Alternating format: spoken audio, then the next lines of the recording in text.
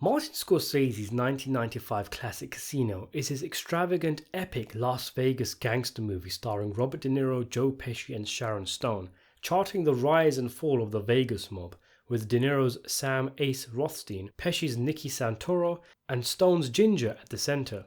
Ace is asked by the mob to run casinos in Vegas, and things appear to be going well until the arrival of his friend Nicky, who has his eyes on becoming the boss of Vegas through violent means, which causes tensions between the two men. Throw in Ace's gold-digging and troublesome trophy wife, and you've got a recipe for disaster.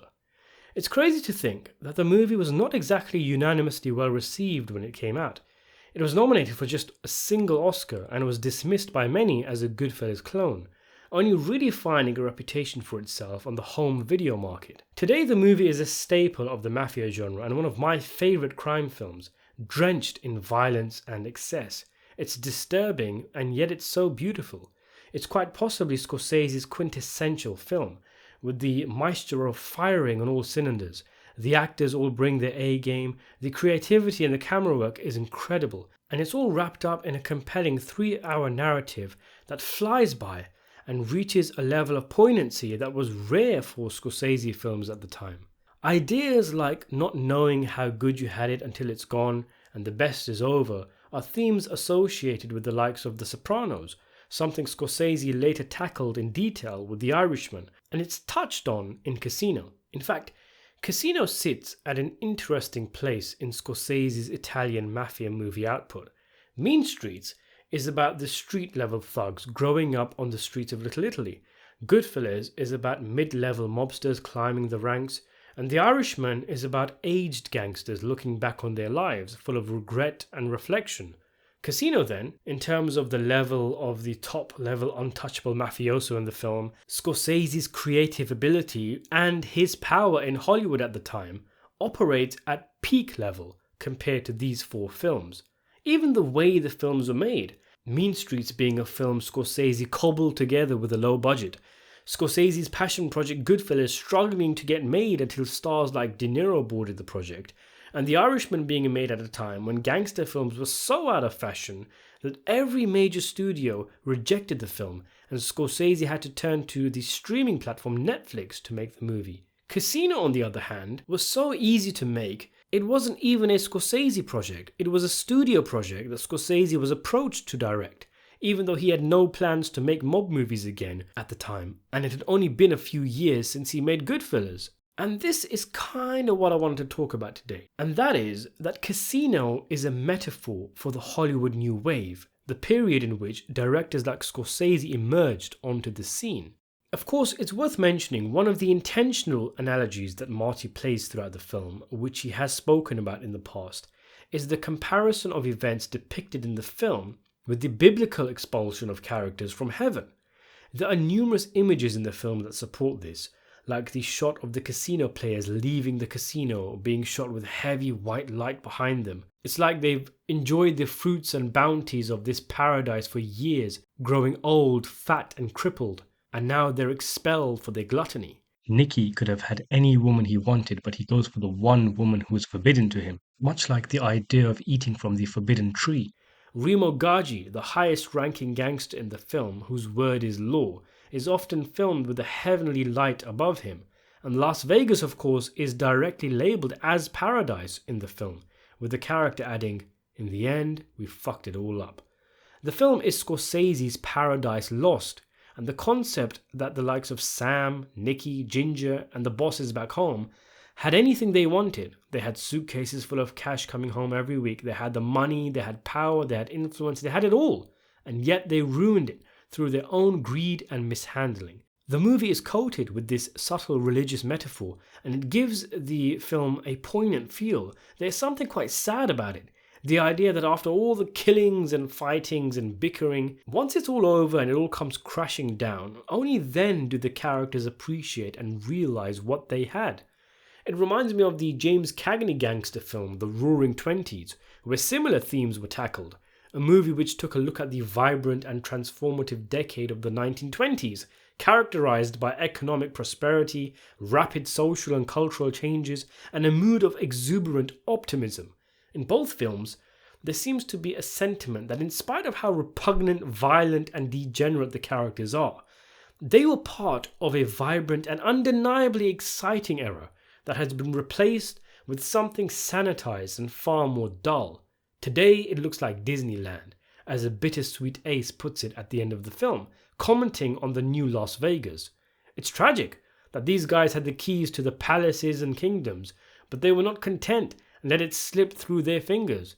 Not necessarily tragic for their sake, but tragic in the sense of what might have been, what they could have achieved, and what they were too blind to see they had, and ultimately destroyed.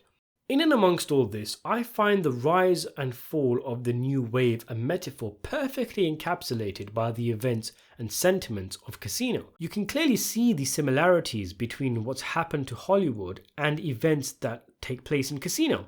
In Scorsese's film, the bosses send out their young men, street guys as the film puts it, to Vegas to milk the cash cow. Rothstein is given the casino, and Santoro chooses to bully and steal his way to becoming the boss of the entire city.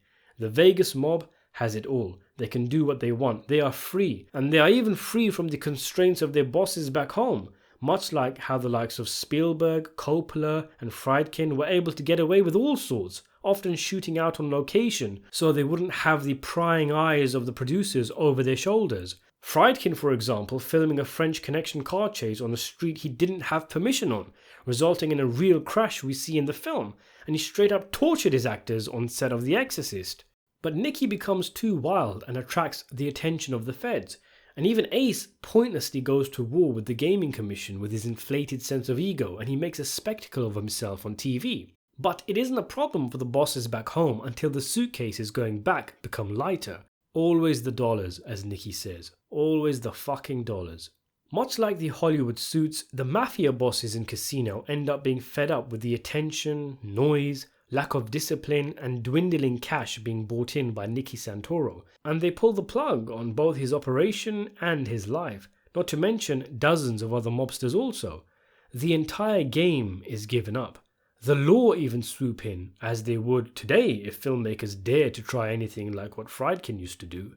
As Nicky says in the film, it turned out to be the last time that street guys like us were ever given anything that fucking valuable again. The film can also be seen, I guess, as a cautionary tale for young, talented filmmakers who get picked up by Hollywood and get given massively budgeted franchise movies where they now have the money and fame, but gone is the creative control and love for the craft. They are snowed under with insane budgets and huge background staff, and the only solution really is to return to low-budget independent cinema, much like the message in Jon Favreau's Chef, director of Iron Man 1 and 2. How many times have we seen a young promising director go on to helm a studio picture that ends up being soulless dreck? Sam and Nicky were content before Vegas, and it's only through Vegas and everything that came with it that their relationship sours and they get all sorts of unnecessary headaches, culminating in Nicky's death, and Sam winding up back where he started, content and asking, why mess up a good thing? Is this Scorsese saying to us, he's seen other directors crash and burn for straying too far, for being too wild and being ostracized by the studios for it, and he now will start to toe the line more, not rock the boat, from now on making artistic pictures but within the parameters of the Hollywood system, happy to compromise, when in the 70s he'd fight tooth and nail to have his unadulterated vision put onto the screen. Certainly, the next decade for Scorsese brought heavy success with the likes of Gangs of New York, The Aviator, The Departed and Shutter Island.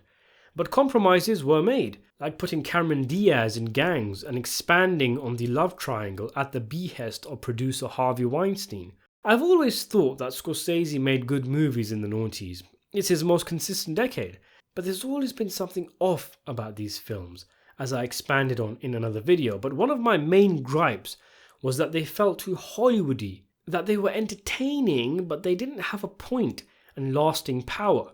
They lacked that fire from his earlier filmography. But still, they were critically and commercially successful. So in the words of Ace, why mess up a good thing? Scorsese's films, like Ace's works, still made money for the suits, so they didn't get rid of him like they might have done with Peter Bogdanovich or Francis Ford Coppola or Nicky Santoro.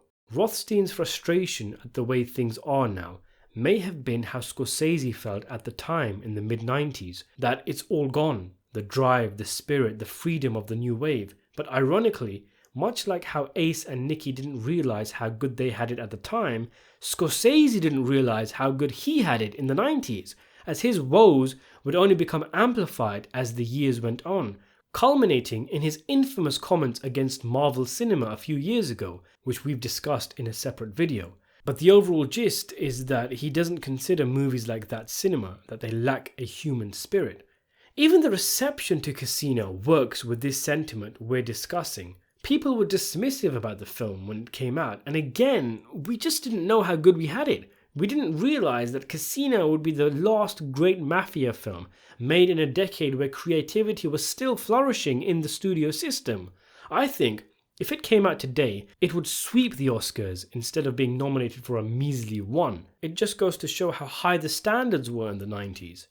Going back to the film itself, even the movie itself feels stuffed and gaudy, extravagant, a lot more excessive, and, for the lack of a better word, Hollywoodized than Goodfellas, the predecessor it is often compared to.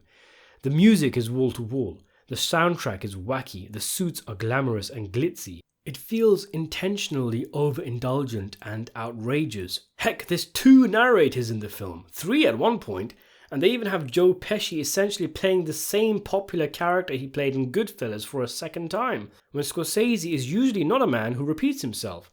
And yet, Casino, I think, is the one time where Scorsese genuinely self-indulged in his career, repeating things he's already done.